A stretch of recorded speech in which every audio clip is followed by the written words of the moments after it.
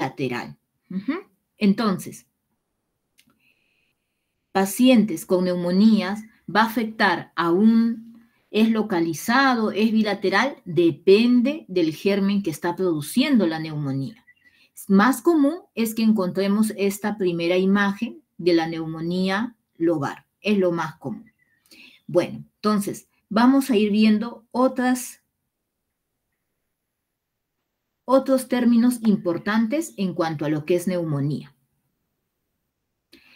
¿Y cómo haríamos el tratamiento? Si ya hemos definido el diagnóstico, hemos llegado al diagnóstico, ¿cómo haríamos el tratamiento? ¿Cómo creen? ¿Algún comentario?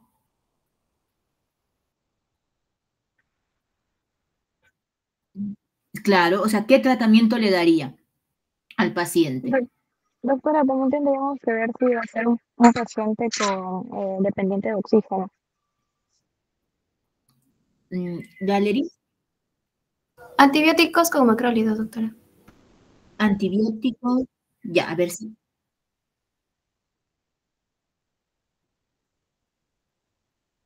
No. Ya, miren, hemos escuchado varios antibióticos que han mencionado sus compañeros. Una de ellas dijo, creo Carmen mencionó macrólidos, que sí, se le puede dar. Abel ha mencionado, le puede dar una cefalosporina, sí, también le puedo dar. Paola nos ha escrito betalactámicos, cefalosporinas y macrólidos. Nos estás mencionando 3 familias de antibióticos, nos ha dicho, y si están en lo correcto, podemos darle las 3, pero ¿cuál le daremos? Entonces, eso es lo que vamos a ver el día de hoy. Los 3, lo que han mencionado, está muy bien, pero no a todos. Va a depender del tipo de paciente que tenemos.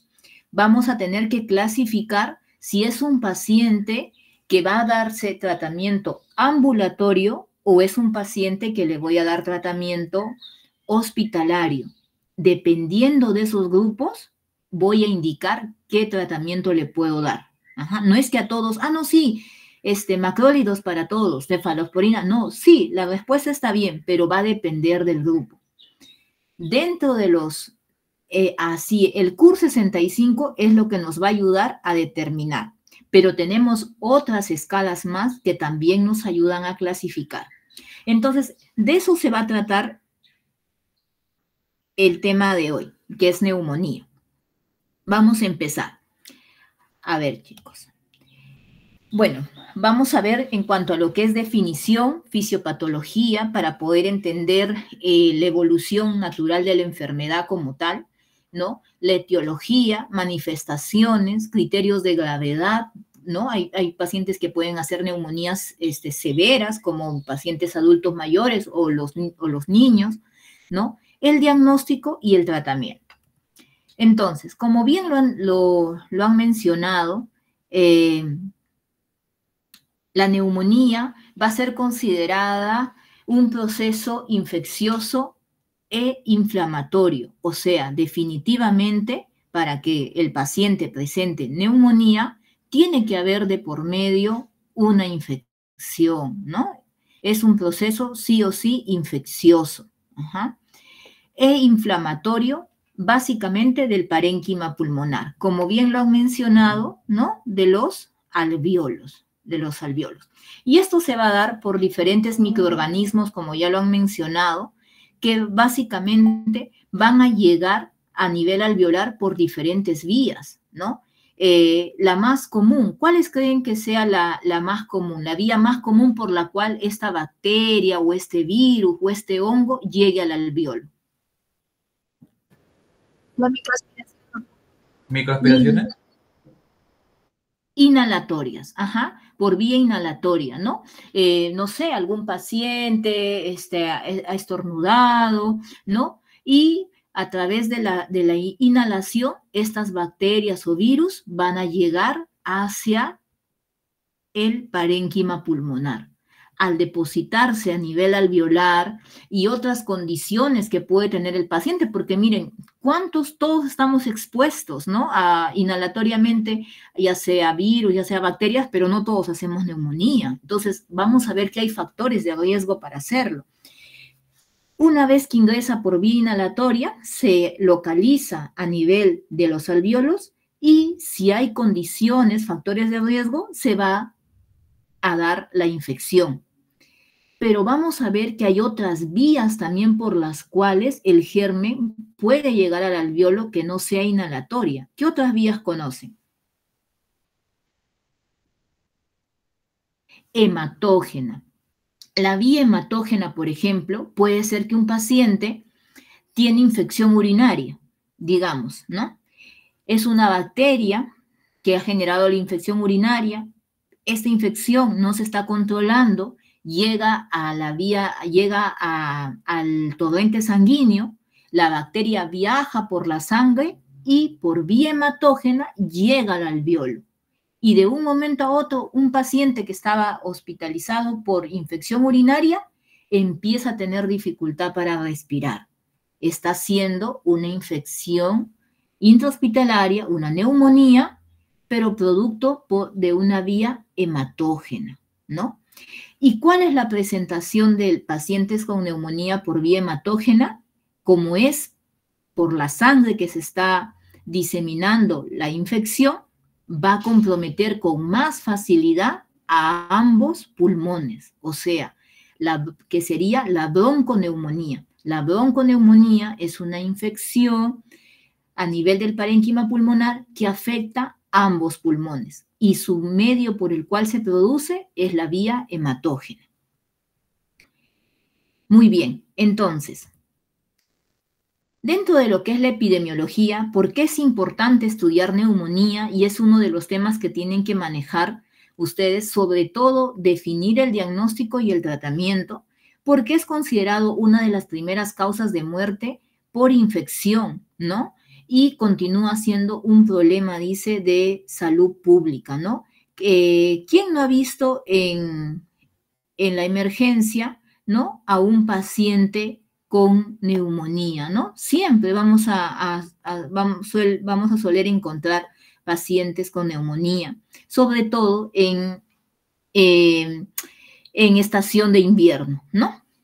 La incidencia aproximadamente es de 2 a 5 adultos por cada 1000 habitantes, ¿no?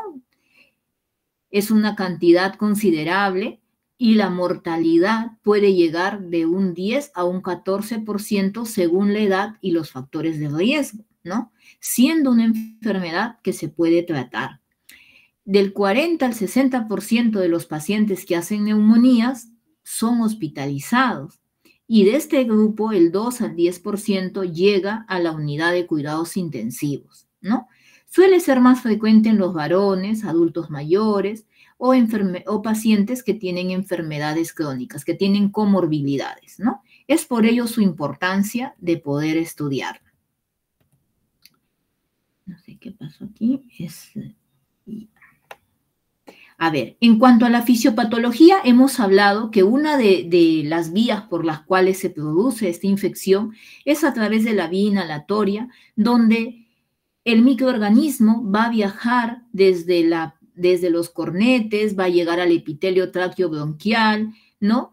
Va a haber diferentes mecanismos por el cual se va a evitar que este microorganismo siga progresando su ingreso hacia el parénquima, ¿no? Por ejemplo, el epitelio cilíndrico ciliado, ¿no? Estos cilios van a condicionar que se movilice el microorganismo y no se deje, no se permita su ingreso. Sin embargo, estos cilios, al no tener una función adecuada, van a generar que se propague la infección. Asimismo, va a haber reflejos, ¿no? Nauseoso, el de la tos, para tratar de eliminarlo, ¿no? Que en condiciones de un paciente inmunocompetente, pues, no se llegaría a dar la neumonía como tal. Pero una vez que ya llegan a los alvéolos, se da la infección. vamos a ver que dentro del proceso inflamatorio que se va a presentar a nivel alveolar, esto va a estar mediado por un proceso de una respuesta inmunológica. Todo este contenido a nivel alveolar va a estar conformado por interleuquina 1, factor de necrosis tumoral, interleuquina 8, lo cual va a generar un contenido a nivel del alveolo, ¿no? Presencia de leucocitos, todo eso. Esta secreción a nivel alveolar es lo que va a generar que el alveolo no se pueda distender fácilmente. Y es allí donde nosotros vamos que al momento de auscultar vamos a encontrar presencia de crepitantes. ¿Producto de qué? De que mi alveolo está casi colapsado por el contenido que hay ahí adentro, ¿no? Entonces, la presencia de contenido a nivel alveolar lo voy a poder percibir a través de crepitantes. En este caso, que es neumonía, ese contenido va a ser un componente inflamatorio con una mezcla de leucocitos con el microorganismo que está causando la infección, ¿no? Ahora, no toda presencia de crépitos es sinónimo de neumonía. ¿En qué otras enfermedades se puede presentar crepitantes?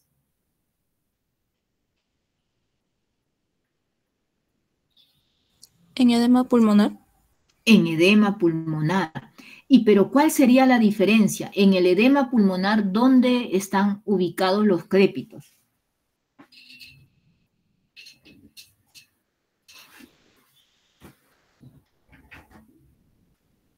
Por ejemplo, un paciente con falla cardíaca, con congestión pulmonar, ¿no? Que puede llegar, si esto persiste severo, puede llegar a un edema agudo de pulmón, va a tener crépitos, puede tener tos, también igualito, nos puede hacer, ¿no?, pensar en una neumonía, pero ¿cuál sería la diferencia?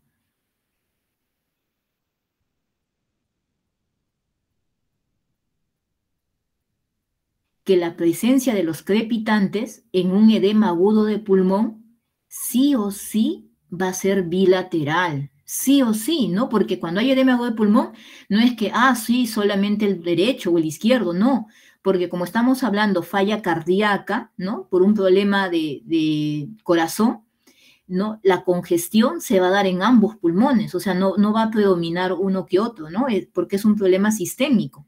Entonces, cuando encontramos crépitos bilaterales, ¿no?, hay que sospechar que esto puede ser por un problema cardíaco. Me tendré también que guiar si el paciente tiene edemas en miembros inferiores, si hay ingurgitación yugular, o sea, otros signos, ¿no?, que me apoyen a que, la presencia de estos crepitantes no solamente puede ser neumonía, también puede ser una falla cardíaca. La diferencia sería que usualmente en neumonía suelen ser localizados porque el germen más común es el Streptococcus pneumoniae, que solamente afecta una parte, un solo pulmón, ¿no? Mientras que si hay crépitos bilaterales, esto podría ser un diagnóstico diferencial, sería una falla cardíaca, ¿no?, o una bronconeumonía. Entonces, eso quiero que fijen que no toda presencia de crépitos es neumonía. Seguimos. En cuanto a la histopatología, si hacemos una biopsia del pulmón, ¿cómo se vería el proceso de neumonía? Va a depender del tiempo en el que estamos, ¿no? Un proceso de que empieza la neumonía y se resuelve, usualmente los cambios histopatológicos se van a presentar en unas aproximadamente 4 a 5 semanas. La primera semana del proceso infeccioso, lo que se va a presentar es edema y congestión en la zona afectada, ¿no? Por ejemplo, digamos en este caso, en la parte basal del pulmón. Va a haber un exudado, va a haber presencia de bacterias en el alveolo y eso va a generar un edema y una congestión. Lo que si yo le hago una radiografía de tórax en esta primera etapa, ¿qué es lo que voy a encontrar en la radiografía? Voy a encontrar una radioopacidad, ¿no? O sea, voy a ver radioopacidad es blanco a nivel del rayos X. Voy a ver una radioopacidad en esta zona. Luego vamos a pasar por la hepatización gris, hepatización roja y por último la resolución. Todo este proceso va a llevar aproximadamente unas 4 a 5 semanas. Quiere decir que si yo le hago un rayos X en la tercera semana, cuando el paciente ya completó el antibiótico, ya mejoró, está bien, si le hago un rayos X, voy a seguir viendo la radioopacidad, ¿no? Más o menos entre la quinta y sexta va a haber ya la resolución. Ahí voy a dejar de ver la radioopacidad. De esta enseñanza sale que no es necesario que yo le haga una radiografía de un rayos X control al paciente.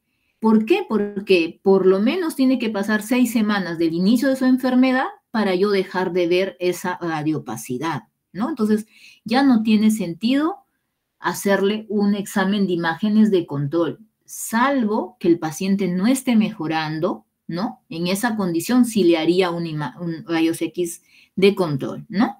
Pero después me guío básicamente en la clínica, nada más que el paciente está mejorando. Lo que les mencionaba, ¿qué es lo usual? Que se dé neumonías lobares, ¿no? Neumonías lobares, neumonías segmentarias. Eso es lo usual que vamos a ver. ¿Producto de qué germen? El Streptococcus pneumoniae. Pero también puede haber bronconeumonías que van a afectar ambos pulmones y que la vía de diseminación es hematógena, ¿no? Es diferente. En cuanto a la etiología, como bien lo han mencionado, el germen más común de neumonía es el Streptococcus pneumoniae, también conocido como el neumococo, entre un 38 a 40%. Es alta la probabilidad que sea un Streptococcus pneumoniae el que esté generando esta infección, seguido por los virus, ¿no? Dentro de ellos, influenza en un 15%, rinovirus, sobre todo en los niños, en un 12%, ¿no? Y dentro del 20% están considerados los microorganismos atípicos, ¿no? Entonces, aquí esto nos va a dejar una enseñanza. Si acá tengo que el neumococo es un 40% y un 20% es por gérmenes atípicos, quiere decir que el 60% de pacientes con neumonía, ¿no? Que vendrían a incluirnos aquí, ¿no? Streptococcus pneumoniae y atípicos, ¿no? Entre ellos dos quiere decir que un 60% es producido por bacterias, ¿no? 60% es producido por bacterias. Es por eso que tenemos que dar antibióticos ante la sospecha de neumonía, ¿no? Y luego vamos a ir viendo también de acuerdo a la imagen que vamos a ver en el rayos X. Pero acá ya tenemos que si el 60% es por bacterias, su tratamiento básicamente son antibióticos. Y tenemos un 27% que es por virus. También hay neumonías virales, ¿no? Un 27% es por virus. Como saben, si es por virus, pues no se le da un tratamiento, ¿no? Básicamente el tratamiento es algo sintomático, ¿no? La fiebre, la tos, ¿no? Pero no damos tratamiento para el virus. El virus tiene un proceso, ¿no? Un tiempo de evolución natural de la enfermedad y no se le da tratamiento específicamente para el virus, ¿no? Pero vemos que el 60% se va a producir por bacterias. Por lo tanto, ¿qué vamos a concluir de esta parte? Si el 40% es por neumococo, ¿qué viene a ser el neumococo? ¿Un gran positivo o un gran negativo? ¿Un gran positivo? Un gran positivo. El neumococo viene a ser un gran positivo.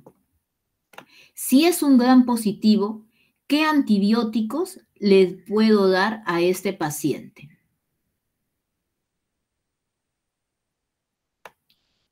si estoy en penicilina.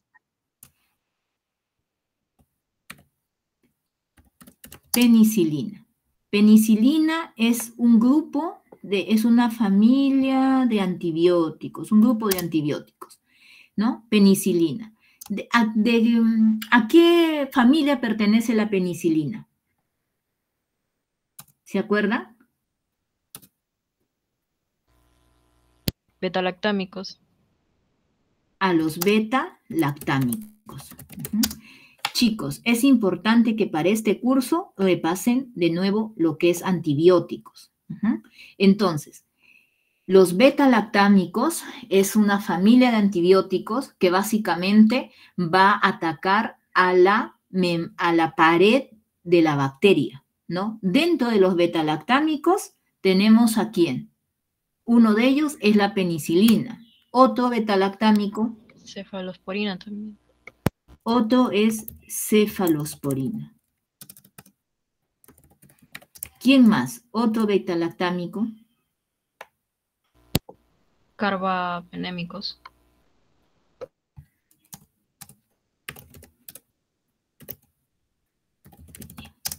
Y está.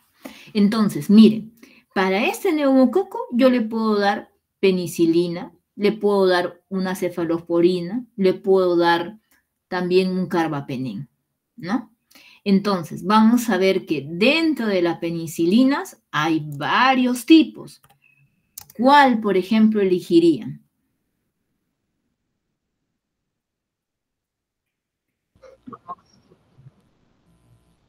Ya, pero tenemos para darle vía oral, intramuscular, ¿no? Endovenoso. ¿Cuál le daríamos si quiero darle una penicilina vía oral para el neumococo? ¿Eh? Digamos que es un paciente que va a ir a su casa y le puedo dar una pastilla y quiero darle del grupo de las penicilinas. ¿Cuál le daría? Amoxicilina. Amoxicilina. ¿No? Y tengo otras opciones más, ¿no? Amoxicilina y ácido clavulámnico, si quiero darle, ¿no?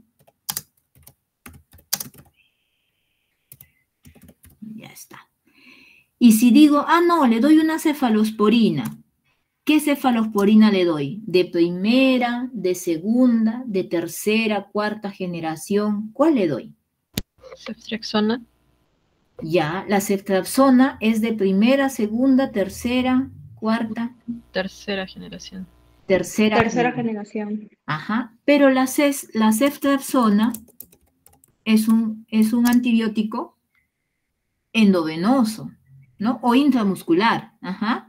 Todo eso tenemos que ver, porque puedo darle vía oral, intramuscular, endovenoso, eso va a depender más adelante del score. Pero lo que quiero que fijen es por qué elegimos betalactámicos. ¿Por qué? Porque el gran porcentaje de pacientes con neumonía es por neumococo. ¿Quién son los antibióticos contra los neumococos? Los betalactámicos. Dentro de ellos tengo penicilina, cefalosporina, ceftriaxona. Dentro de los carbapenem tenemos al meropenem, imipenem, ¿no? Pero esto va a depender mucho ya si el germen es un germen resistente, ¿no? Porque es diferente un neumococo de la comunidad, o sea, que me dio un neumococo no sé, de un anciano, ¿no? Que está en su casa, ¿no? Y le contagiaron por ahí, es diferente a que le dio una infección por neumococo de la UCI, ¿no? Ese neumococo de la unidad de cuidados intensivos muy probablemente sea una bacteria resistente. Y en esos casos, pues voy a tener que usar antibióticos para estos gérmenes resistentes. Entonces, miren, doy betalactámicos porque el 40% es producto de un neumococo. Dentro de betalactámicos tengo para elegir. Ahora, más adelante vamos a ver cuáles que específicamente elegimos. ¿Y qué antibiótico le doy para los microorganismos atípicos? ¿Qué antibiótico daré para el microorganismo atípicos? ¿También betalactámico? Macrólidos. Macrólidos. Ujú.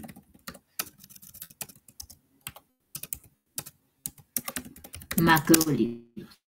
Para los gérmenes atípicos le voy a dar macrólidos. Y dentro de los macrólidos, ¿cuáles tenemos? Acitromicina.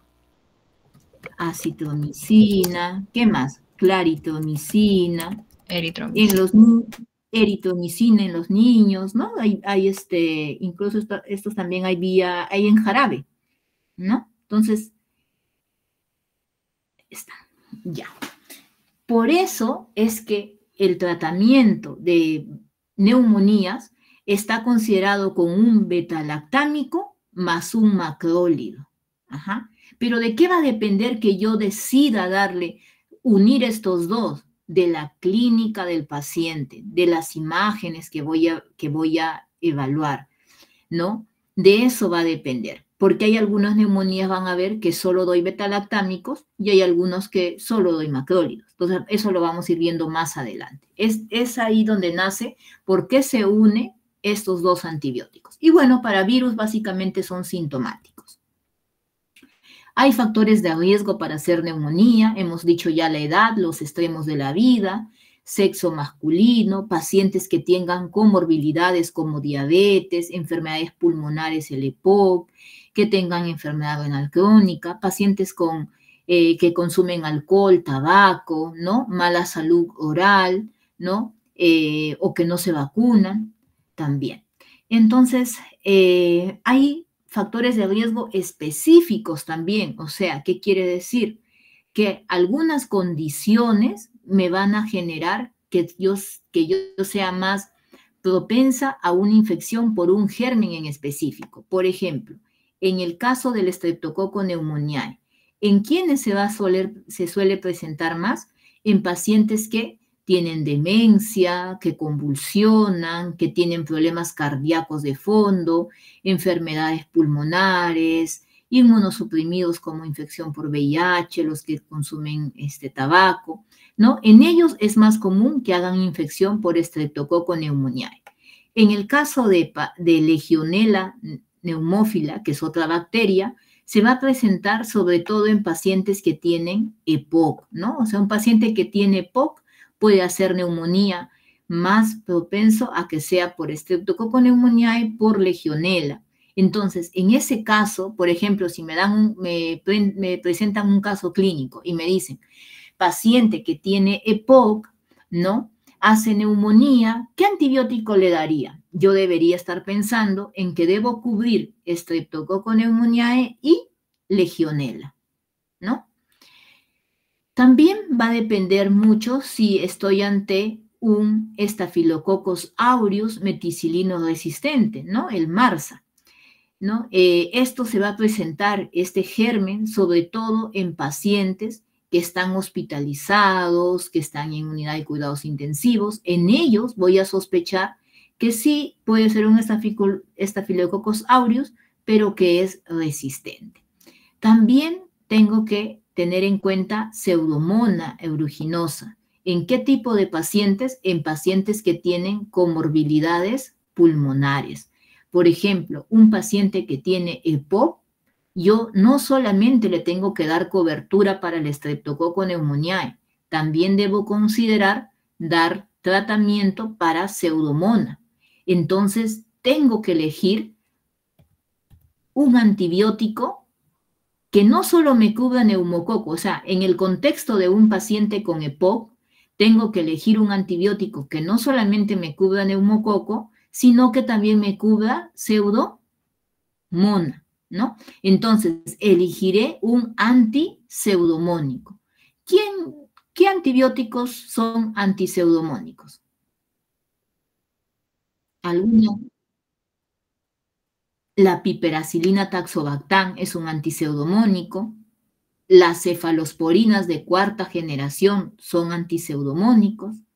Los carbapenem son antipseudomónicos. Entonces, ¿se dan cuenta? Ahí es donde va dirigido mi antibiótico, pero dependiendo del contexto en el que estoy, ¿no? Aquí ya estamos sumando un dato más, los antecedentes del paciente. Bueno, Otro germen a tener en cuenta son las enterobacterias, ¿no? Que usualmente se van a presentar en pacientes ancianos, ¿no? Entonces, hay varias condiciones que tenemos que tener en cuenta para dar el tratamiento. Principales factores para que los pacientes hagan neumonías por patógenos multiresistentes, sobre todo en pacientes inmunosuprimidos, como pacientes diabéticos, pacientes que tienen VIH o pacientes que tienen algún problema oncológico. Ellos son inmunosuprimidos y son más propensos a hacer infecciones por patógenos multiresistentes. Que hayan usado previamente antibióticos, que hayan estado hospitalizados, que estén alimentándose por sonda nasogástrica, ¿no? Todo ello va a condicionar a que puedan hacer infecciones, pero por gérmenes que sean resistentes. Vamos a ver que también, dependiendo de cada tipo de germen, ¿no? Va a haber algunas características, ¿no? Por ejemplo, estábamos acá en cuanto a Pseudomonas, ¿no? Ya lo habíamos dicho, Pseudomonas, pacientes con enfermedades pulmonares crónicas, inmunosuprimidos, ¿no? Pacientes que han tenido algún infarto cerebral. Entonces, miren, hay varias características que nos hacen sospechar de qué germen debemos de tener consideración. Listo. Entonces, ¿cómo hacemos el diagnóstico de nuestro paciente con neumonía? ¿Cómo hacemos el diagnóstico? ¿No? Dice, tiene que haber clínica en primer lugar. ¿Qué significa? Que el paciente tiene que tener signos y síntomas de neumonía. ¿Cuáles son esos signos y síntomas? Paciente que tenga tos, fiebre, ¿no? Malestar general, ¿no? Tiene que haber síntomas, pero estos síntomas deben ser agudos en menos de 7 días, que estén comprometiendo el tracto respiratorio, tos, expectoración, ¿no? Como tos, fiebre, disnea. Y dice, así como la presencia de un nuevo infiltrado en el examen de rayos X de tórax, más microbiología de ser posible. Entonces, eso nos quiere decir que para hacer el diagnóstico de neumonía, yo necesito 3 características.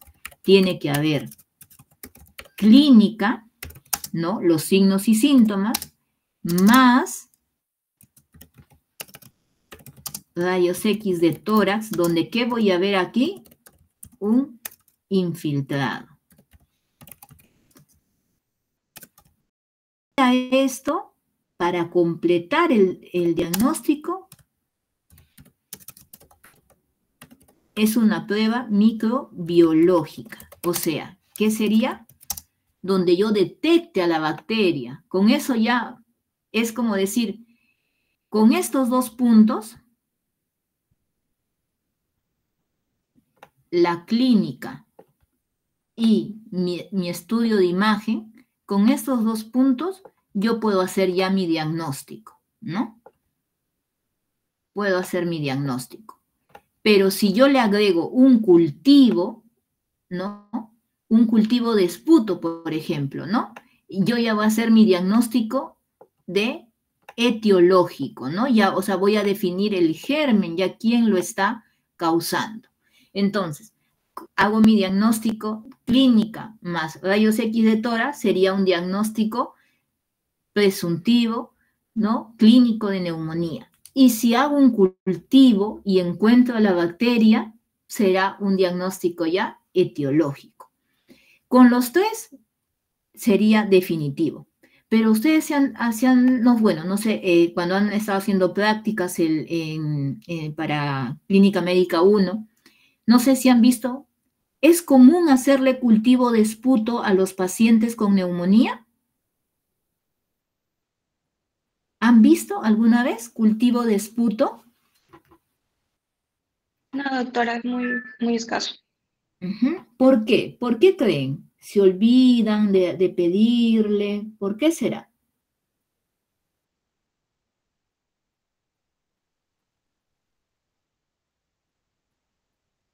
Ya tiene que ver por ahí, ¿Por qué? Ahora eso lo vamos a ver aquí.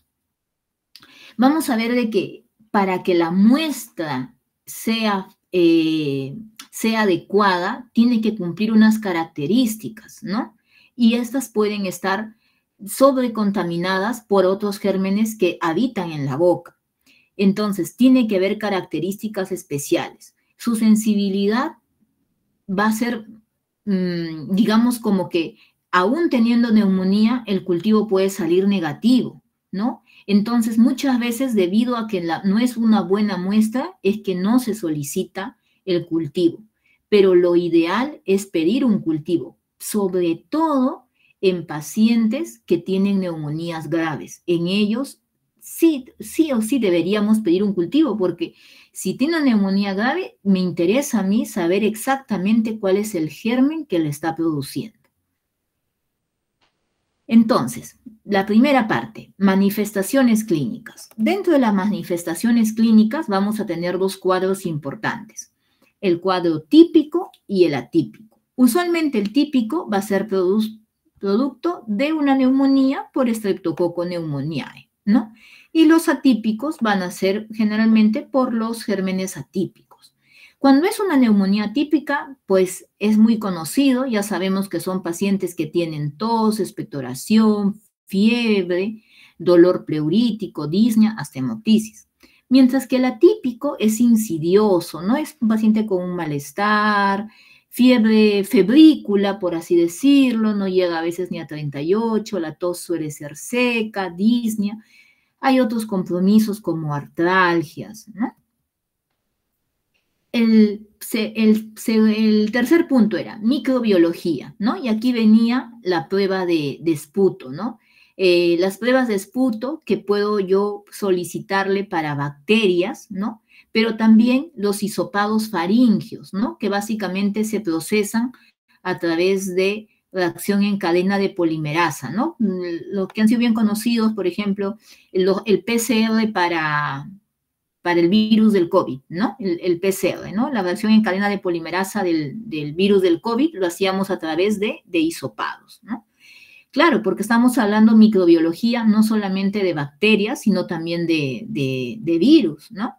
Pedimos también el panel viral para neumonías de niños, por ejemplo, ¿no? Y ahí vamos a obtener virus sincitial respiratorio, ¿no? Rinovirus que les genera neumonía. Entonces, si fuera para bacterias, pediría un cultivo de esputo. Esta muestra de esputo tiene que tener unas características. Se debe de encontrar más de 25 neutrófilos y menos de 10 células epiteliales, ¿no? Para eso, pues, tiene que haber una adecuada higiene de la boca para tomar la muestra. Si es tomado bajo estas condiciones, donde la muestra al momento de evaluarlo tiene más de 25 neutrófilos y menos de 10 células epiteliales, tengo una sensibilidad de un 80% de poder aislar el germen por un Streptococcus pneumoniae, ¿no? Y del 78% para aislar el germen, que es un estafilococo, por ejemplo. Entonces, es importante la toma de muestra, pero sobre todo en pacientes que les mencionaba con neumonías severas. Bueno, hay otras formas de tomar la muestra, en algunos casos que es muy necesario hacerlo, no lo solemos hacer, por ejemplo, a través de una broncoscopía se puede tomar, ¿no? Vamos a ver que hay otros marcadores que nos van a indicar infección. Por ejemplo, vamos a tener la elevación del PCR, ¿no? La proteína C reactiva, que también nos va a indicar que hay un proceso inflamatorio. Aparte del PCR, también podemos utilizar la procalcitonina, ¿no? Un valor mayor a 2 de procalcitonina me indica que es una infección bacteriana, ¿no? Claro, a veces yo no puedo hacer esta microbiología, aislar el germen, pero me puedo guiar de biomarcadores para poder determinar que estoy ante un proceso bacteriano, ¿no? PCR elevado me indica que es una infección por bacterias. Sin embargo, el PCR también se puede elevar ante un proceso inflamatorio. Por ejemplo, un paciente con lupus puede tener PCR alto y no es debido a una infección, ¿no? Entonces, ¿quién es el más específico? La procalcitonina, ¿no? Procalcitonina que cuando su valor es más de 2 nos indica que es una infección bacteriana, ¿no? Ese es cuando tenemos una sospecha y decimos, no sé si será esto por bacteria, por virus, puedo pedir una procalcitonina, ¿no? Bueno, van a ir ahora en los hospitales donde están, van a preguntar, ¿y le hacen procalcitonina? Van a ver que no es un reactivo frecuente que tengamos en el hospital, pero sí es de gran valor cuando yo tengo dudas si esta infección es bacteriana o no. Bueno, acá tenemos el segundo criterio, que es la radiología, la imagen. Como bien dice, acá la imagen, su sensibilidad es un 66% y su especificidad 77%. Claro, porque es un estudio de imagen en 2D. El gol estándar viene a ser la TAC, la tomografía de pulmones, ¿no? Eso nos va a determinar con más precisión ante qué compromiso estamos, ¿no? Lo que les mencionaba, ¿no? Un rayos X simple de tórax nos puede hacer el diagnóstico, sí. ¿Cómo describo esta imagen que tengo? Paciente que presenta una radioopacidad en el campo pulmonar inferior, ¿no? En el campo pulmonar inferior hay una radioopacidad. ¿Esto puede ser neumonía? Sí, pero también un tumor se puede ver como una radioopacidad, ¿no? Otro, acá, el paciente que tiene un infiltrado bilateral tipo algodonoso en parches, ¿no?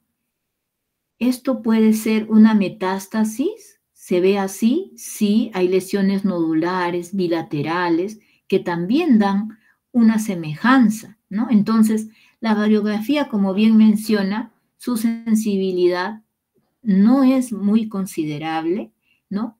Por lo tanto, el gol estándar es una tomografía axial computarizada. Pero para hacer el diagnóstico, si nosotros unimos la clínica y la imagen, ¿no? Entonces, tenemos una mayor sensibilidad para hacer el diagnóstico. Claro, porque si yo veo esta imagen de acá y me cuenta que el paciente está, no sé, que tiene un cáncer de mama, algo así, entonces puedo decir, no, esto no es solo una simple, quizás neumonía, bronconeumonía, puede haber un compromiso de fondo. O sea, tengo que unir la clínica con la imagen. Bueno, entonces, vamos a ver también que cada germen me va a producir una clínica en específico. Por ejemplo, Streptococcus pneumoniae, ¿qué me va a dar? Suele dar la clínica típica de fiebre, escalofríos, tos, dolor pleurítico. Va acompañado de esputo productivo, es característico, ¿no? Pacientes con tos y expectoración. Vamos a ver que va a afectar un lóbulo y un segmento. A diferencia, por ejemplo, del virus, ¿no? Virus que me da en clínica. Tos, disnea, fiebre, dolor torácico, ¿no? El esputo es acuoso o es muy escaso, usualmente es una tos seca. Al paciente va a tener, pues, estertores difusos, ¿no? ¿Qué vemos en las imágenes? Infiltrados pulmonares intersticiales, mientras que en el Streptococcus pneumoniae, un consolidado lobular, algo característico, broncograma aéreo, ¿no? Entonces, así vamos a ver que cada germen suele tener una manifestación clínica y hallazgos radiológicos característicos. Una vez que ya hice mi diagnóstico, ya tiene la clínica y tiene la imagen, hago mi diagnóstico de neumonía. Listo. No tengo el cultivo. Sabemos que el cultivo demora hasta 3 días para que salga positivo, pero yo tengo que, ante ya mi diagnóstico clínico con imagen, ya debo de iniciar tratamiento. Entonces, una vez que hice el diagnóstico de neumonía, tengo que decidir, ¿este paciente se va a casa o se queda hospitalizado? Para ello, voy a utilizar los criterios de evaluación de severidad, que es el CUR 65 y el PCI. El CUR 65, a diferencia del PCI, es un score que es más práctico de usar porque solamente va a tener 5 variables, nada más, ¿no? A diferencia del PSI, que tiene 20 variables. Sin embargo, el PCI me da una mejor clasificación de mi paciente.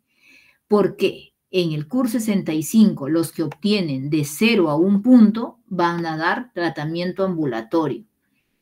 Los que obtienen 2 puntos se hospitalizan y los que tienen más de 3 o igual a 3 tienen que ir a unidad de cuidados intensivos. Pero se ha visto que dentro de este grupo de CUR 65, de 0 a 1, que los he mandado a su casa, hay un porcentaje que se suele complicar. Entonces, de ahí es que nació hacer un score más preciso. Pero para que un score sea más preciso, necesita más variables, ¿no? Y bueno, con este PCI puedo clasificar del 1 al 5, donde 1 y 2 ambulatorio, y aquí aparece algo nuevo, que la clase 3 se debe de quedar en observación, ¿no? Entonces, ¿qué hace este score del PCI? Me ayuda a clasificar mejor a mi paciente para poder evitar enviar a casa a alguien que debió quedarse, ¿no? Entonces, aquí vamos a tener cuáles son esas variables, ¿no? ¿Cuáles son esas variables del CUR 65? ¿Se acuerdan? ¿Qué es lo que vamos a evaluar en un paciente con CUR 65? ¿Cuáles son?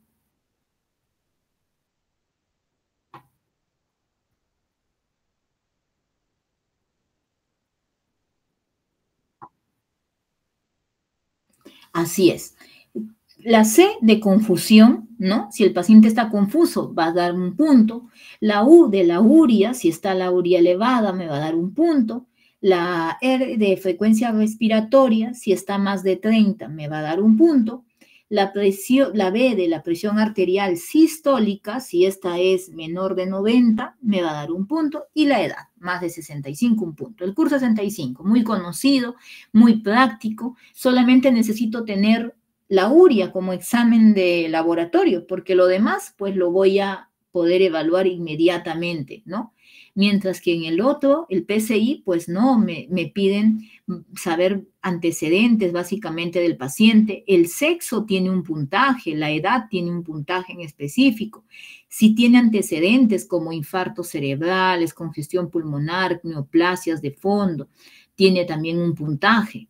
Si el paciente tiene alteración del sodio, la glucosa, el hematocrito, también tiene un puntaje. O sea, me demoraría más en hacer también este score porque tengo que pedir estos exámenes, ¿no? Sin embargo, son más precisos. Bueno, podemos usar también el CUR 65 a modo de que es más práctico de hacerlo, sobre todo en una emergencia donde está bastante saturado. ¿Ya? Entonces, vamos a ver, si el paciente tiene un solo punto, sería, dice acá, ¿qué me va a determinar la mortalidad? Si tiene un factor positivo, tiene un riesgo del 2% de mortalidad ese paciente. Si tiene 2 puntos, tiene un riesgo de mortalidad del 9%, ¿no? Entonces, miren, un paciente de 0 a 1, su mortalidad es 2%, pero si es 2 puntos, tiene la probabilidad de mortalidad del 10%, o sea, es considerable, ¿no? Por eso es que con 2 puntos deben de hospitalizarse. Listo, entonces, una vez que hemos hecho diagnóstico de neumonía, tengo que hacer mi CUR 65 o en el mejor de los casos mi PCI, ¿no? ¿Para qué? Para determinar si el paciente se hospitaliza o se va a domicilio. También tengo otras consideraciones en cuanto a los pacientes que tienen, por ejemplo, un CUR 65 de 3. Dice que debería ir a UCI, pero no todos van a UCI, ¿no? Entonces, vamos a hablar, en el caso de neumonías graves, vamos a hablar de criterios mayores y menores, ¿no? Para plantear neumonía grave, dentro de los criterios mayores, tenemos dos importantes, que el paciente esté en shock séptico o que el paciente requiera ventilación mecánica. Esos dos criterios ya lo hacen una neumonía grave. Son criterios mayores, que esté en shock séptico o requiera ventilación mecánica.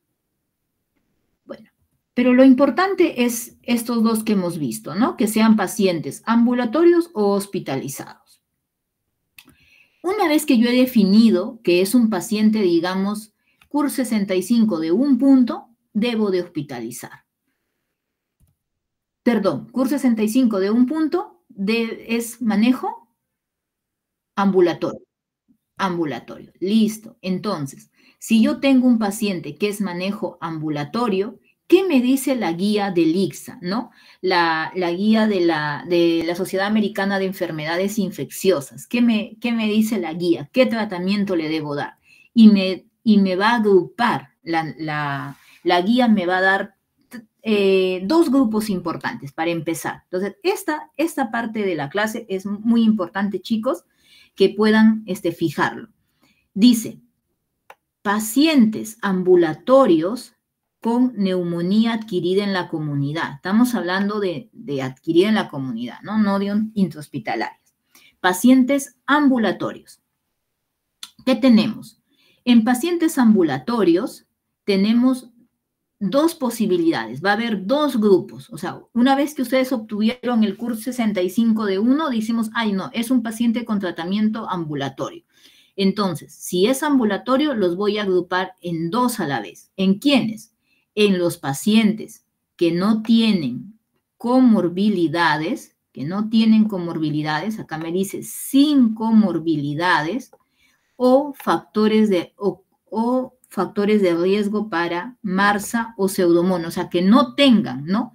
Por ejemplo, sin comorbilidades sería que no tenga diabetes, que no tenga hipertensión, que sea un paciente de 70 años que tiene un CUR 65 de 1 punto por su edad nada más, entonces debe ir a casa, pero no debe tener comorbilidades, por lo tanto no debe tener antecedentes, ni diabetes, ni hipertensión, ni tampoco debe tener factores de riesgo para tener Pseudomonas o MRSA, ¿no? Ya hemos visto en diapositivas previas cuáles serán esos factores para Pseudomonas y MRSA, por ejemplo, que no tenga EPOC, ¿no? Que el paciente no haya recibido antibióticos anteriormente. Entonces, básicamente, solo un adulto mayor puede ser que no tiene ningún antecedente. Ese paciente pertenece al grupo de los ambulatorios, grupo 1, sin comorbilidades.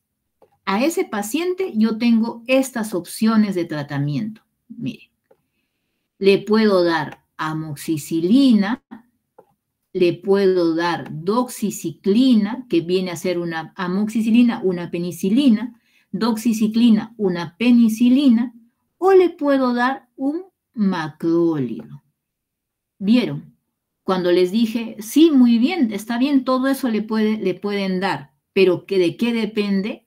Del grupo donde nos encontramos. A este primer grupo yo puedo elegir cualquiera de los tres. No es que a los tres juntos le doy, no, elijo cualquiera de los tres, ¿no? Es por eso que deben haber, no sé si han visto algún paciente que le mandan a su casa con una neumonía, CUR 65, menos 1, hasta incluso menos de 1, ya amoxicilina, ¿no? Amoxicilina, doxiciclina, un macrólido. A veces, bueno, en nuestra sociedad, ¿no? Las personas a veces no suelen ir a los hospitales, van a las farmacias, alguien le da un antibiótico y les puede hacer bien, ¿no? ¿Por qué? Porque mira, ¿no? Amoxicilina, doxiciclina o macrólido basta para el primer grupo sin comorbilidades. Pero, ¿qué pasa si es un paciente CUR 65 de 1 punto, pero tiene comorbilidades? Ya no es solamente mayor de 65, 70, no, también este señor de fondo tiene fibrosis pulmonar, ¿no? Leve ya, una fibrosis leve, pero la tiene. Este paciente es un paciente con comorbilidades. Aquí cambia su tratamiento, porque dice que sí o sí en alguien que tiene comorbilidad, la terapia debe ser combinada. Por lo tanto, ¿qué elijo? Amoxicilina con ácido clavulánico es una opción, si le quiero dar vía oral, o le puedo poner una cefalosporina al paciente, ¿no? Un intramuscular le puedo colocar. Y, o sea, elijo uno de estos dos, amoxiclavulánico o cefalosporina, uno de los dos elijo, ¿no? Y debo de agregar algo más. Y, o sea, significa que debo sumarle un macrólido o doxiciclina. Aquí la terapia es combinada. Va a su casa, pero como tiene comorbilidades, debo darle 2 antibióticos, 2 familias de antibióticos, para Streptococcus pneumoniae y para atípicos, porque vieron que usualmente los que tienen comorbilidades, ya su germen ya usual no solamente es el Streptococcus pneumoniae, y hay otros gérmenes que ¿no? Legionela, Pseudomonas hemos visto, ¿no? Entonces, atípicos, ¿no? Ya debemos de considerar. Entonces, esta tabla es muy importante para determinar el tratamiento antibiótico. Segundo grupo, este es el primer grupo, los que se van a su casa. El segundo grupo son los pacientes que se hospitalizan, pacientes hospitalizados. Ah, le salió un curso 65 de 2, tiene que quedarse hospitalizado. Y dentro de los grupos de los pacientes hospitalizados, tenemos 2 también. El primero, el primer grupo de los que se hospitalizan. ¿Quiénes son? Los que hacen neumonía no grave, ¿no? Una neumonía que no es grave, o sea, no tiene los criterios que habíamos dicho para gravedad, ¿se acuerdan? Que tenga CHOP-CEP, que esté chocado, ¿no? Y que necesite un ventilador. Entonces, pues usualmente hay pacientes que solo saturan 90, bajo. Bueno, se tienen que hospitalizar, le tengo que poner oxígeno, pero no es una neumonía grave. En este grupo de las neumonías que se hospitalizan, pero que no son graves, tengo mi régimen estándar, lo básico que debo de usar. ¿Qué debo de darle? Debo dar a este paciente un beta-lactámico más un macrólido. ¿Se dan cuenta? Aquí 1 o 2 grupos de antibiótico. Un beta-lactámico y un macrólido. Quiere decir que le puedo dar, si un beta-lactámico, ¿cuál elegirían?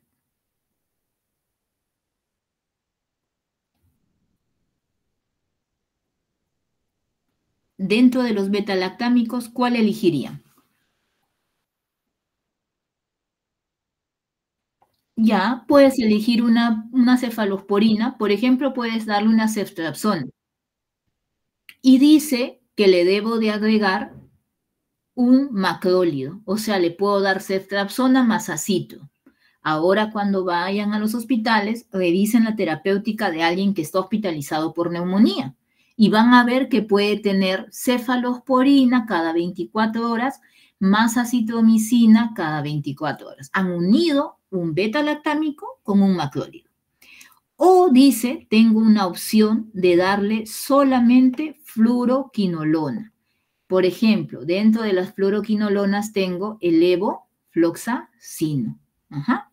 Esta es otra opción. ¿Y de qué va a ir cambiando? Va a ir cambiando de que, por ejemplo, si mi paciente tiene una neumonía que es hospitalaria, no grave, pero hemos aislado un MRSA, un Staphylococcus aureus meticilino resistente. Si he aislado un MRSA, entonces dice, debo dar cobertura para MRSA, ¿no? ¿Quién es el Staphylococcus aureus meticilino resistente? ¿Qué antibiótico uso, perdón, para el Staphylococcus aureus? Vancomicina. Ajá, entonces, por eso les decía que aquí, todo Clínica Médica 2, vamos a volver a ver antibióticos, ¿no? Si es un MRSA, doy vancomicina. Acá me dice, no, se aisló un germen que es pseudomona, dice, pseudomona. Si es pseudomona, ¿qué les mencioné? Tengo que usar un antipseudomónico. Un antiseudomónico es los que hemos mencionado, ¿no? Dijeron piperacilina tazobactam, carbapenem, y bueno, hay otras condiciones más, ¿no? Que son pacientes que tienen ya, han estado hospitalizados anteriormente, han usado antibióticos, así. Pero básicamente aquí la terapia estándar es la que tienen que fijar, sí o sí. O sea, esta primera tablita, porque vamos a ver cuántos pacientes que van a casa y qué les vamos a dar. Y esta primera parte que es el régimen estándar de neumonías que se hospitalizan pero que no son graves. Mi segundo grupo de neumonías que se hospitalizan, pero que sí son graves, ¿no? Son pues los que usualmente van a UCI, ¿no? Estos pacientes se les debería dar un beta-lactámico más un macrólido, igualito que hemos visto el anterior, ¿no? O un beta-lactámico más una fluoroquinolona, ¿no? Entonces, deben de haber visto que a veces asociamos ceftriaxona con levofloxacino, son para casos de neumonías graves, ¿no? Ahora, no todas las graves van a UCI, a veces lamentablemente pues no pasan a UCI y están en unidad de hospitalización y son pacientes que suelen usar con oxígeno con máscara Venturi, por ejemplo, ¿no? A ellos pues hacemos esta asociación, ¿no? Beta-lactámico con macrólido y beta-lactámico más fluoroquinolona. Entonces, miren, estas 3 diapositivas es fundamental que las puedan aprender para definir el tratamiento de un paciente con neumonía. Aquí está la dosis, el tiempo. ¿Cuánto tiempo damos un tratamiento? Básicamente lo damos en promedio 5 días a 7 días. Va a depender de la evolución clínica del paciente, ¿no? Algo más a considerar, hacemos rayos X de control en estos pacientes, no es necesario, ¿no? Habíamos visto que no era necesario, nos guiamos de la clínica básicamente.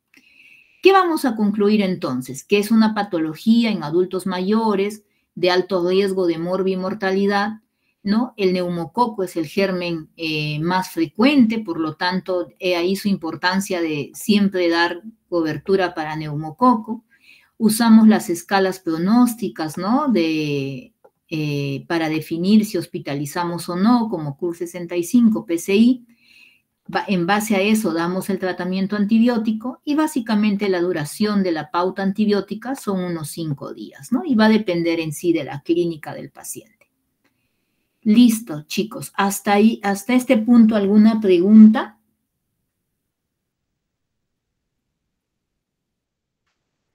¿Sí? ¿Todo claro?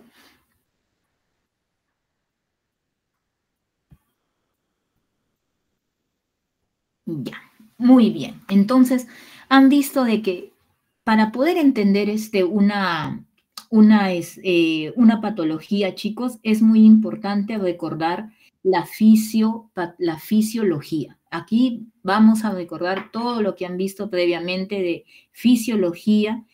Voy a pedir que repasen bastante, tengan a la mano su tabla de antibióticos, cómo se agrupan los antibióticos para que ustedes puedan definir, ¿no? Exactamente por qué decidimos darle uno u otro antibiótico. Eso. Entonces vamos a hablar ya unos 5 minutos para que ya puedan cambiar y pasar al otro grupo. Allá.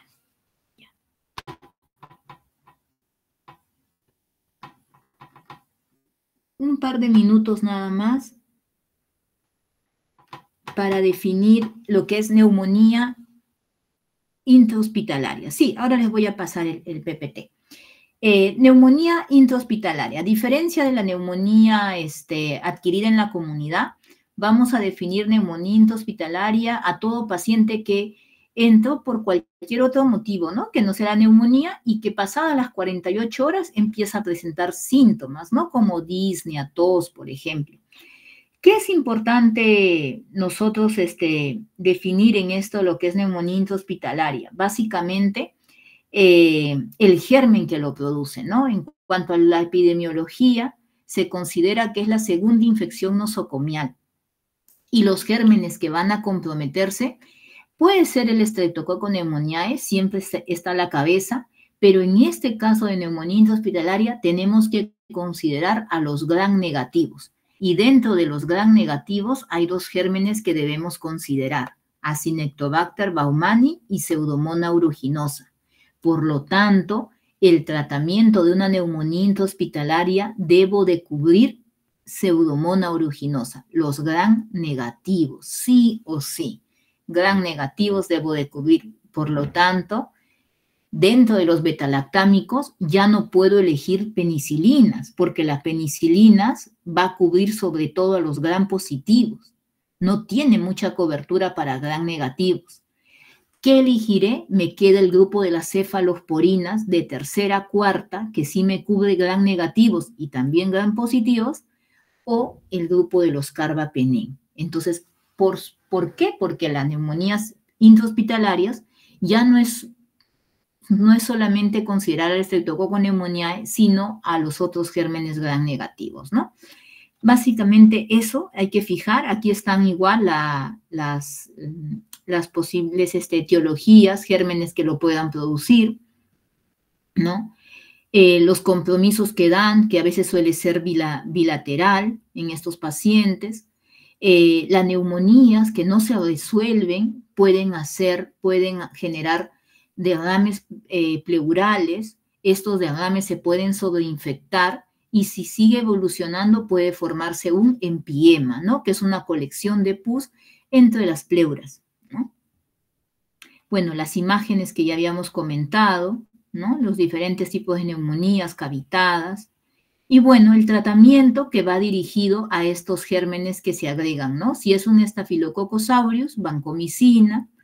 Si es un Acinetobacter, carbapenems, ¿no? Y si estamos ante pseudomonas, igual, ¿no? Antipseudomónicos como el carbapenem. Aquí está la lista de antibióticos que le damos, las dosis también. Yo creo que con que ustedes fijen, el antibiótico es importante y ya el hecho de las dosis, pues lo vamos a ir viendo en la práctica, ¿no? La duración exactamente del tratamiento de una intrahospitalaria son 7 días, pero depende de la evolución, o sea, puede durar 10, 12 días, ¿no? Va a depender mucho. Y bueno, aquí está la bibliografía. Voy a pasarle el libro de donde lo estoy sacando, la lectura también y las diapositivas. Ya, chicos, entonces hemos terminado esta primera parte. Vamos a cambiar de grupo. Creo que ya están aquí los que están del otro grupo del doctor. Y los que ya conmigo hemos terminado del grupo A, por favor, ingresen al siguiente link, chicos. ¿Les parece si unos 5 minutos que puedan ir por un vaso de agua, descansen, ¿no? Y empezamos, ¿ya? 5:18 empezamos.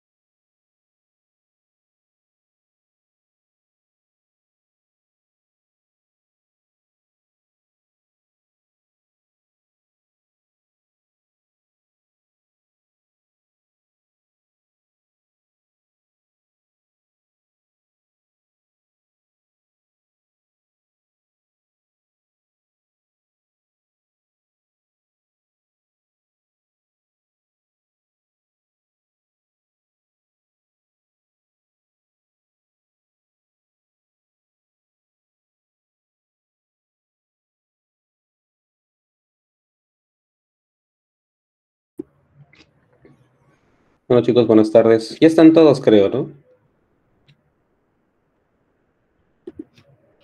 Todos.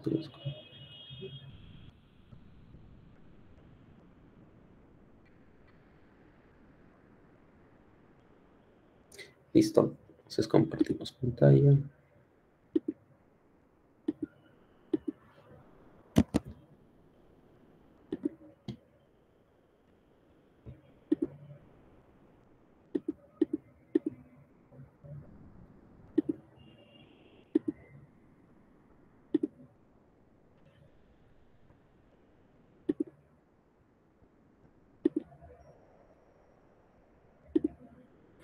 Muy bien, chicos, entonces vamos a comenzar la clase. Y como introducción, o como carátula, mejor dicho, este cuadro que posiblemente de un personaje que hayan escuchado alguna vez o leído alguna vez, es el inventor del estetoscopio, el doctor de René Laennec. Un cuadro que está demostrando cómo fue en algún momento el examen de la pared torácica, ¿no? Bueno, del tórax en sí. Antiguamente teníamos que pegar el oído al cuerpo del paciente para poder escuchar los diferentes sonidos que éste podía transmitir. Naturalmente, para el día de hoy esto ya no ocurre. Sin embargo, el examen de tórax mucho tiene que ver con la auscultación. Pero si son un poquito más acuciosos y ven la cara del paciente, van a notar que es alguien que está bastante demacrado y debilitado. Y lo que en este cuadro más que nada trataba de denotarse es la evaluación de una enfermedad que desde siempre ha estado ligada sobre todo a nuestra sociedad y que aún al día de hoy sigue llevándose muchas vidas año tras año, sin contar de que sea una de las grandes piedras en el zapato de la salud pública nacional, y después de la tuberculosis, ¿no? Entonces, vamos a comenzar con un caso clínico orientativo. El señor O, de 33 años, natural y procedente de Lima. Paciente es técnico de enfermería y trabaja en el centro de salud de Chosica. Ya, chicos, vamos a consulta, bueno, vamos a más empezar. específicamente, con un tiempo de enfermedad de casi 5 chicos, semanas. igual veo que están en los cuales conectados. Manifiesta haber presentado sensación febril, no se toma la temperatura, fatiga y disnea grandes esfuerzos. Esto fue progresando con el tiempo, asociándose a un dolor punzante en el hemitórax izquierdo, el cual dice que empeoraba con la tos y con la respiración profunda. Adicionalmente, episodios de tos seca y también hiporexia. Una semana antes de ingresar por emergencia, ya refiere haber presentado dificultad respiratoria, pequeños esfuerzos, que es lo que finalmente lo obligó a interrumpir sus labores y buscar atención médica. Previamente ya había sido atendido en su misma posta, como encontraron un BK negativo, vieron que sus exámenes estaban dentro de todo bien, aunque si notan está algo anémico. Pues le dejaron antibióticos, que es lo que solemos hacer creo que casi todos, ¿no? 500 miligramos de amoxicilina cada 8 horas, y en una semana, naturalmente, no mejoró. Más bien, como pueden ver, fue empeorando progresivamente. En su examen físico, lo que llama más la atención, pues es la desaturación que presenta, ¿no? Taquicárdico, taquipneico, no se apreciaba edema, y a nivel del examen de tórax, lo que más llamaba la atención era la disminución en la expansión del hemitórax izquierdo y la abolición de las vibraciones vocales en la base del hemitórax. Entonces, adicionalmente, se llegó a detectar matidez. Entonces, esto ya va traduciendo que hay algo que está obstaculizando la transmisión de las ondas sonoras por parte de los pulmones. Y esto bien podría ser dos cosas. O es una acumulación de líquido, o es una condensación demasiado grande, o es un neumotórax. El resto del examen, todo ok aparentemente. Entonces, no pareciera ser un problema extrapulmonar. Le sacan la radiografía y pues lo que se observa es esto, ¿no? Una lesión radiopaca que prácticamente ocupa la mitad de la silueta del hemitórax izquierdo, con una forma de muesca, si llegan a ubicarla bien, dando origen a la clase que vamos a tratar el día de hoy, que es sobre derrames pleurales. Si hacen un poquito de memoria, la pleura es una membrana serosa, consta y una membrana que se repliega dentro de la pared torácica, respetando los cilios, formando como unos manguitos, ¿no? Y la función de la pleura es en sí mantener la estructura pulmonar en sus movimientos, permitiendo que se expanda, se encoja, dependiendo de la demanda respiratoria que tengamos, si estamos en taquipnia, si estamos con una necesidad de mayor respiración, ¿no? Una respiración profunda, tos, estornudos, etcétera. Mantiene también la presión transtorácica, lo cual permite la función respiratoria regular, evitando que el pulmón se colapse o que más bien altere su elasticidad. Y finalmente va a permitir la formación de un espacio virtual, quiere decir un espacio que para efectos de no existe, que está entre ambas capas de la membrana, una parietal y una visceral, la parietal en íntimo contacto con la fascia endotorácica y el periósteo de las costillas, y una pleural que está en contacto con el parénquima pulmonar, pues, ¿no? Ambos revestidos por una capa de epitelio simple cúbico, con cilios pequeños, que denominamos mesotelio, y esto es común al pericardio, a la pleura y también al peritoneo. Estos espacios virtuales están llenos de líquido, pero en condiciones normales son tan pequeños que naturalmente pues no se expresan, no son medibles, no hay manera de hacerlo en una persona viva y sana. Entonces, otra particularidad que tienen las pleuras es que pueden formar recesos, es decir, resquicios o zonas donde va a haber mayor presencia de estos vacíos.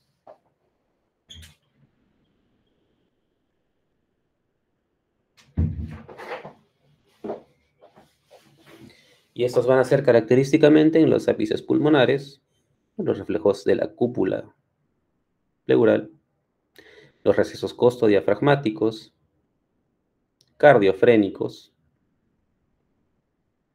y los mediastinales, que finalmente son repliegues de la pleura en zonas que bien pueden estar en contacto con otras estructuras anatómicas. ¿Cuál es la particularidad? Que esos recesos son los que permiten precisamente que el pulmón se expanda, pero que en condiciones patológicas pueden acumular líquido. Entonces, para efectos de los recesos costodiafragmáticos son los clínicamente más relevantes.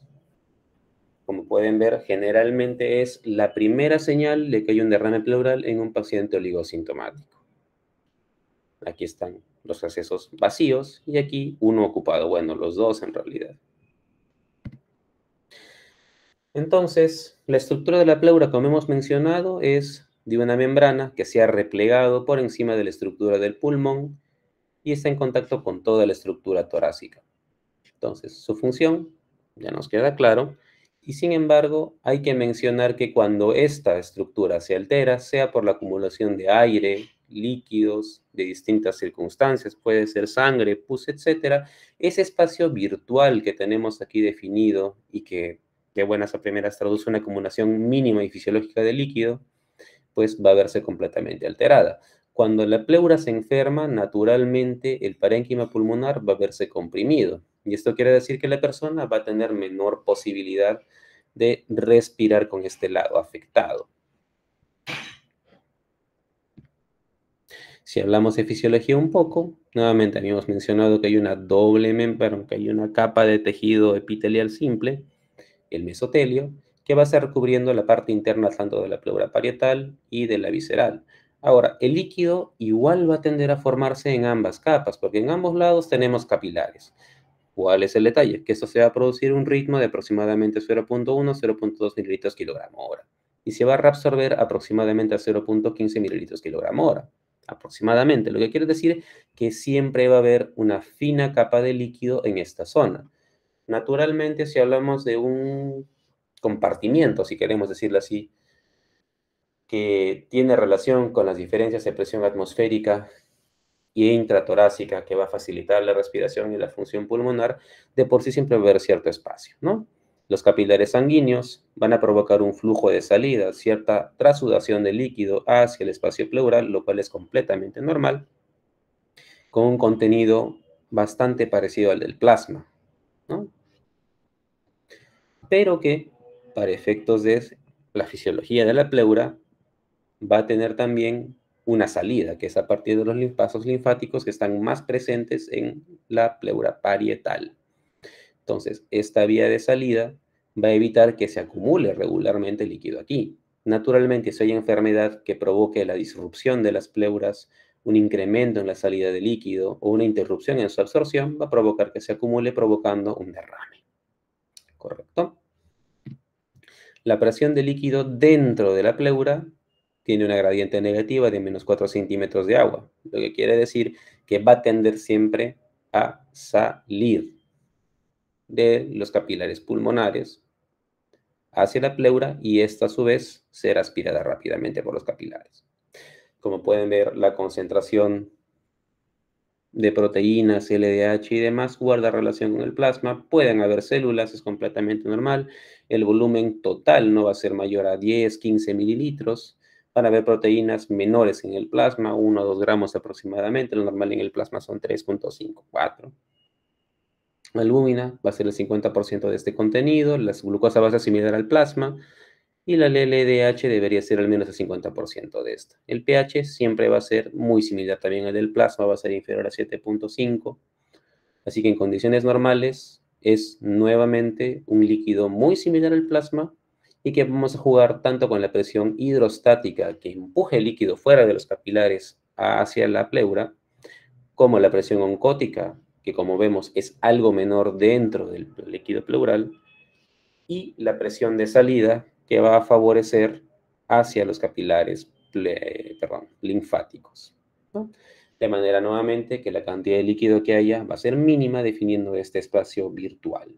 Nuevamente, en condiciones normales esto no es cuantificable. Ahora, si hablamos de la parte patológica, vamos a encontrar dos puntos. Lo que antes se denominaba una pleuresía o pleuritis y una efusión pleural o derrame pleural. ¿Son lo mismo? En realidad, no. No todas las inflamaciones de la pleura, que es una pleuritis, van a tener como consecuencia la acumulación de líquido. Vamos a ver que sobre todo en personas muy jóvenes, hablamos de niños, adolescentes, pueden tener infecciones virales de diferente causa. Y hay veces que esos virus también pueden llegar a pasar a la pleura, entre otras agresiones, sobre todo mecánicas.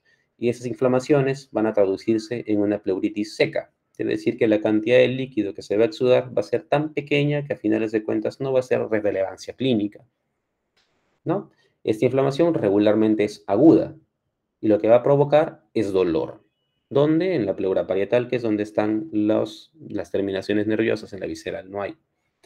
Entonces, ¿qué dolor va a provocar? Un dolor punzante en los costados del tórax, regularmente en las regiones axilares, en el dorso, en las regiones anteriores, rara vez retroesternales, rara vez retrocardíacos, pero que en condiciones de gran severidad del dolor, en algunos casos, podría llegar a confundirlo con un dolor de origen cardíaco.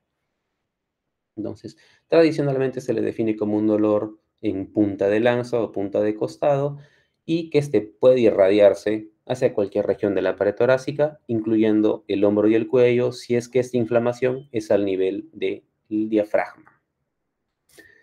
Puede haber tos seca, nuevamente por irritación de las terminaciones nerviosas, y puede haber una efusión pleural mayor o menor. Si produce una exudación importante, va a formar un derrame. Ahora, cualquier tipo de pleuritis o dolor tipo pleurítico que encontremos en el paciente va a llevar naturalmente, dependiendo de su edad y otras características, a que se evalúen otras causas agudas que no necesariamente son infecciosas. Aquí tenemos sobre todo los tromboembolismos pulmonares, algunos infartos, sobre todo los basales, que pueden provocar también este tipo de dolores en algunos casos, crisis falciforme en aquellos que tienen anemia hepaticítica, etc. Y cuando hablamos de derrame, hablamos netamente de la acumulación, no necesariamente de la inflamación, ya que esta acumulación puede ser de un líquido trasudado, o sea, igual al plasma, por aumento de la presión hidrostática, etc.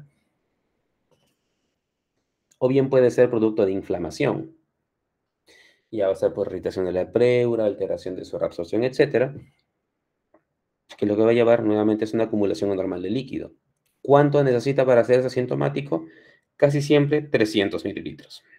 Que quiere decir que va a pasar cierto tiempo hasta que se ha acumulado una buena cantidad de líquido que va a provocar los síntomas. Y esto regularmente se va a traducir en disnea. ¿Por qué? Por lo que ya hemos visto. Hay una compresión del tejido pulmonar que va a disminuir poco a poco las capacidades pulmonares y por ende va a provocar una tendencia pues a la hipoxemia. Posteriormente también puede presentar tos seca. Si se dan cuenta, en las pleuritis de causa infecciosa el cuadro es algo más florido, quizás escandaloso, mientras que los derrames pleurales muchas veces pasan desapercibidos, hasta que naturalmente han agarrado un volumen tal que va a producir síntomas. Y esto puede pasar en días a semanas. Entonces, dependiendo de las características del paciente, pues y sus antecedentes, nosotros podemos sospechar una u otra cosa. Detectamos un derrame y el paciente tiene algún antecedente cardiovascular y da la ocasión de que que el derrame pleural es derecho o en ambos lados, posiblemente sea una insuficiencia cardíaca. Ahí igualmente, si tiene síntomas característicos de este síndrome, va a encajar perfectamente. Antecedente de cirrosis, alcoholismo crónico, indicios de una hepatopatía crónica, qué sé yo, estigmas hepáticos, va a sugerir la presencia de un hidrotórax hepático. Cuadros gripales, tos productiva, fiebre, etcétera, nos podría llevar a sospechar una pleuritis infecciosa, en última instancia un derrame paraneumónico, ¿no? Igualmente, si el paciente tiene antecedente de infección por VIH, está hacinado, etcétera, es ampliamente sugestivo de una posible tuberculosis y así, dependiendo de cada una de las características que puedan presentarse. Así que siempre hagan una buena entrevista clínica. Muchas veces ahí está la respuesta a todo. Respecto del examen físico, vamos a ver que la tráquea puede desviarse hacia el lado sano. ¿Por qué? Porque esta zona de pulmón que está compensando al tejido que está comprimido por el líquido, pues va a provocar que el tejido, perdón, que el mediastino se desplace levemente hacia el lado, entre comillas, sano, ¿no? En otras palabras, el tejido pulmonar restante va a tratar de compensar la función perdida. Va a haber disminución de los movimientos respiratorios del lado enfermo, como vimos en el caso del paciente, ¿no? Va a disminuir su capacidad de expansión, porque nuevamente la capacidad de pulmón, que todavía está para expandirse, pues es cada vez menor. Puede haber atracciones intercostales debido al esfuerzo respiratorio o pérdida de la concavidad de los espacios intercostales. A la palpación va a haber menos vibraciones vocales porque el líquido nunca transmite bien ondas sonoras. Las vibraciones se van a perder y va a haber la disminución correspondiente. Sin embargo, lo más específico de todo es que a la percusión vamos a encontrar una matidez hídrica. Y si esta tiene característicamente la forma de una muesca, quiere decir se pronuncia hacia las regiones axilares formando como una muesquita, lo mismo que ven acá, que se llama curva de Damasó, la especificidad aumenta al 90%. Lo que quiere decir que sobre todo cuando sospechamos de un derrame pleural, la percusión al momento del examen es per se lo más importante. A nivel de la auscultación van a ver diferentes cosas. Lo más llamativo es la disminución o la abolición del murmullo vesicular. Puede haber un soplo pleurítico en las